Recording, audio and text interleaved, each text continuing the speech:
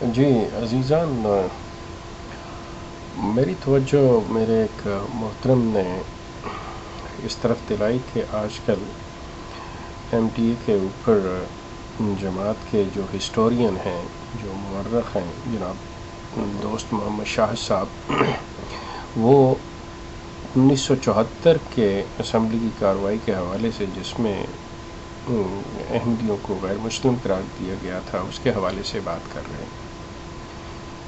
تو مجھے یوٹیوب پر جو ان کی وہ تمام گفتگو جو ہے وہ میسر ہے، مجھے اس میں سے کچھ جو ابتدائی ویڈیوز ہیں تقریباً 5-6 دیکھنے کا اتفاق ہوا ہے۔ ابھی تک اس میں جناب مولی دوست محمد شاہد صاحب جو ہیں وہ تمہیداً بات کر رہے ہیں، لیکن میں یقیناً اسے ایک بہت اچھی کوشش سمجھتا ہوں کہ چلیں کفر ٹوٹا خدا خدا کر کے کہ کم از کم جماعت نے یہ کوشش کی۔ لیکن سوال یہ پیدا ہوتا ہے کہ کیوں جماعت، اگر اس چیز کو مان بھی لیا جائے کہ اس پر کارروائی کی اشاعت پر یا اس پر کوئی بات کرنے پر پابندی تھی 20 سال تک کے لیے، جو کہ 74 سے 1994 تک کی تھی، تو جماعت 13 سال تک کیوں انتظار کرتی رہی زبان کھولنے کو؟ اس سے پہلے جماعت نے کیوں نہیں یہ سلسلہ اس وقت کیا جب مولی دوست محمد شاہد صاحب، جو اس وقت جب ان کی کیفیت ہے، آپ ان کی ویڈیوز دیکھیں، آپ ضرور دیکھیں، میں یہ چاہوں گا کہ آپ دیکھیں تاکہ آپ کو پتہ چلے۔ تو اب بیچارے جو ہیں، مطلب ان کی یادداشت اور ان کی صحت اور یہ چیزیں جو ہیں، یقیناً آج سے اگر وہ 10-15 سال پہلے بات کر رہے ہوتے تو اس سے زیادہ وہ مطلب ان کے ذہن کے اندر یہ چیزیں جو تھیں وہ واضح ہوتی، جو کہ وقت کے ساتھ انسان کی یادداشت پہ کافی فرق پڑتا ہے۔ بہرحال مطلب اب اس پہ کچھ نہیں کہا جا سکتا۔ میں چونکہ اس سے بیشتر یہ جماعت سے ڈیمانڈ کر چکا تھا اور میری ویڈیوز لگی ہوئی ہیں اس کے اوپر کہ اس جماعت کو سامنے آنا چاہیے، اور مزے کی بات یہ ہے کہ 1974 پاکستان کی اسمبلی کے اندر جو حضرات پیش ہوئے تھے جماعت احمدیہ کی طرف سے، ان میں سے صرف یہی ایک صاحب جو ہیں مولی دوست محمد صاحب، یہ حیات ہیں بقایا۔ جتنے بھی حضرات تھے وہ اب اس دنیا میں نہیں ہیں، جس میں میرے عزیز شیخ محمد احمد صاحب بھی تھے، جو اور جماعت کے جو چوتھے گدی نشین تھے مرزا طاہر احمد،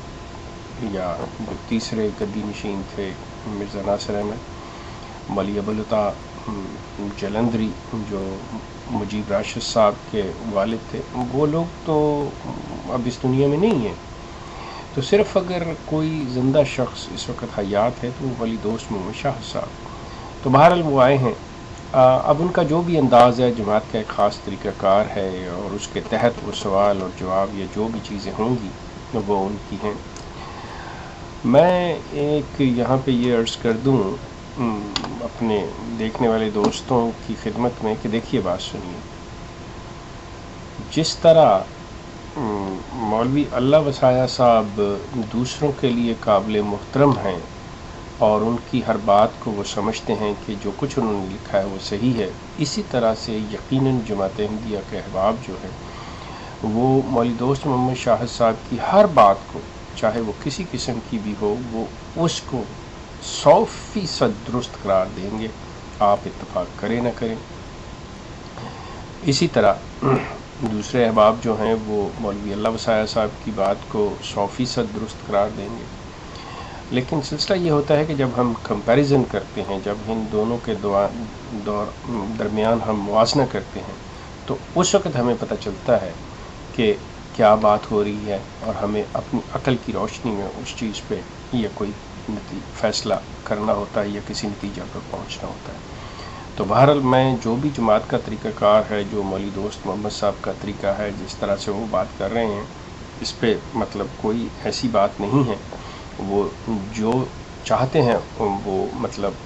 کہہ سکتے ہیں، اور جو چاہیں وہ کہیں، لیکن نتیجہ ہم نکالیں گے کہ اس چیز پہ کیا ہے۔ انہوں نے جو ابھی تک بات کی ہے وہ تقریباً تمہید باندھ رہے ہیں، جماعت کی تاریخ بیان کر رہے ہیں اور اپنی ایک گراؤنڈ بنا رہے ہیں جس کے اوپر، حالانکہ میرا جو اصل معاملہ شروع ہوگا کہ میں نے یا تو اگر وہ شروع کر چکے ہیں تو میں ابھی ان ویڈیوز تک نہیں پہنچا، میں تقریباً ساری ویڈیوز دیکھنا چاہ رہا ہوں، ان کی بات کو شروع سے لے کے درمیان میں اس کا تسلسل قائم رکھتے ہوئے اس کو دیکھنا چاہ رہا ہوں، یہ نہیں چاہ رہا کہ کسی چیز کو چھوڑ دوں یا مس کر دوں۔ جب وہ سوالات کے اوپر آئیں گے تو میرا اصل تبصرہ اور اصل بات تب شروع ہوگی کہ وہ کیا ہے کیا نہیں ہے، کہ وہ کیا فرما رہے ہیں اور وہ کیا صحیح کہہ رہے ہیں یا نہیں کہہ رہے، اس پہ میں اپنی رائے دے سکوں گا۔ لیکن ابھی تک جو کچھ چیز مجھے نظر آ رہی ہے وہ جیسا میں نے عرض کیا کہ وہ تمہید اور مطلب سوائے جماعت کی مدح سرائی کے اور کوئی ایسی بات مجھے نظر نہیں آ رہی۔ انہوں نے چونکہ بات شروع کی ہے کہ جماعت کی 74 کے واقعات سے اور سمدانی کمیشن سے لے کر، میں ان کا ایک جو ان کی ویڈیو 11/15 ہے، 11/15 ہے، جو کہ پروگرام 3 کی 3/24 کی 11/15 ہے، اس میں وہ ایک بات کہہ رہے ہیں کہ حوالتاً کہ جی دیکھیے کہ قبر میں، وہ ایک ریفرنس ایک حوالہ کوٹ کر رہے ہیں کہ قبر میں سوال ہوا کہ کسی نے تمہیں کافر بھی کہا کہ تم پہ کفر کا فتویٰ بھی لگا، اگر تو وہ کہہ رہے ہیں کہ اس نے کہا جی تو وہ پھر اس کی نجات اسی میں ہے، اس کو جنت بھی اسی چیز سے ملتی ہے، وہ بخشا بھی جائے گا، کہ اس پہ کفر کا فتویٰ لگنا، وہ کہتے ہیں کہ مرزا صاحب کی نظر میں وہ اس چیز کو یہ بتا رہے تھے کہ یہ بھی رحمت کا باعث ہے، کہ یہ بھی بہت بڑی چیز ہے کہ کفر کا فتویٰ بھی۔ اب بات یہ ہے کہ میں بات دوسری طرف نکل جائے گی کہ جب انسان دین کو اس طرح سے لے لے، جب دین کی تعویلیں اس طرح سے کر لے، اب بندہ پوچھے کہ قبر میں اگر کسی سے سوال ہو رہا ہے تو کون جانتا ہے، کس نے بتایا آپ کو یہ سوال؟ اس کا تعلق دین سے نہیں ہے۔ یقین کیجئے یہ دین کو جب مذہب کی شکل دیتے ہیں، دین کو جب پوجا پاٹ کی چیز میں بناتے ہیں، دین کو جب اپنا کاروبار بناتے ہیں، دین کو یہ ایک ایسی چیز بنا کے پیش کر دیتے ہیں، تو پھر ان چیزوں کا اسلام سے کوئی تعلق نہیں کہ قبر میں سوال ہو رہا ہے اور آپ کو پتہ چل رہا ہے یا مجھے پتہ چل رہا ہے۔ How it is possible? بہرحال یہ ان کی مطلب جب سوچ کا عالم یہ ہے تو آپ ان سے کوئی بھی توقع کر سکتے ہیں۔ تو میرے لیے یہ جتنی بھی چیزیں ہیں وہ ارریلیونٹ ہے